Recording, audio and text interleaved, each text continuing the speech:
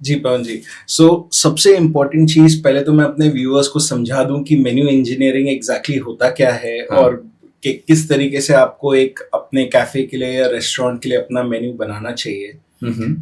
सबसे पहली चीज पवन जी जो मैंने आपको बोली थी कि जैसे मान लीजिए आपका कॉन्सेप्ट है बिरयानी का, आप बिरयानी बेचना चाह रहे हैं, तो आप सबसे पहले अपने मार्केट और अपने पीयर्स को स्टडी करिए जो आपके एरिया में बिरयानी बेच रहे हैं, at what price points they are playing at and at what price points you can play around at. Second चीज जो सबसे इम्पोर्टेंट होती है कि मेन्यू जब भी आप अपना डिजाइन करें और जब भी आप उसको एक काम करें, आप अपने डिश के आइटम्स सारे लिख लीजिए और साथ ही साथ आप डिश के अंदर जो सामान आपको लगने वाला है टू प्रिपेयर दैट, वो भी साइड में एक कॉलम में लिखते जाइए। आपको जो जो आइटम्स उसमें लगने वाले हैं।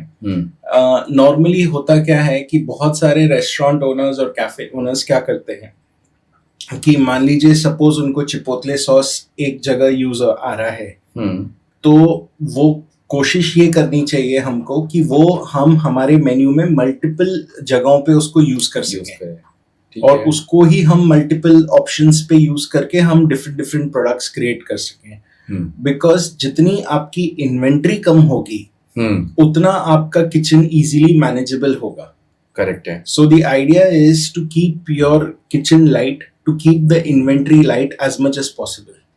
तो जब भी आप मेन्यू बनाएं कोशिश ये करें कि आपके जो एक पर्टिकुलर इंग्रेडिएंट जो आप यूज कर रहे हैं मेन्यू के अंदर वो मल्टीपल जगह यूज हो सके और मल्टीपल जगह उसका यूटिलाइजेशन हो, यानी कि इन्वेंट्री मूव होती रहे, वो बचे ना, वो एक्सपायर ना हो, वो एक्सपायर ना हो। Correct, that is important thing. Second thing is कि आप अपने मेन्यू के अंदर कोई भी प्रोडक्ट्स जिसकी बहुत ज्यादा वेरिएबल कॉस्ट्स होती है उसको डालने से अवॉइड करें। फॉर एग्जाम्पल अगर आपके मेन्यू के अंदर कोई वाटरमेलन की डिश है, the cost of watermelon season के टाइम पे बहुत सस्ता होता है वाटरमेलन, बट ऑफ सीजन में वाटरमेलन बहुत महंगा हो जाता है।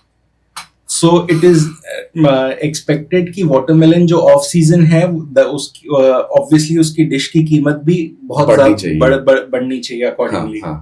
जो हमने कहा कि हमने आज मेन्यू बनाया, उसका प्राइस कल को चेंज करना है या सेम रखना है, that will depend on every 3 to 6 months depending on the seasons.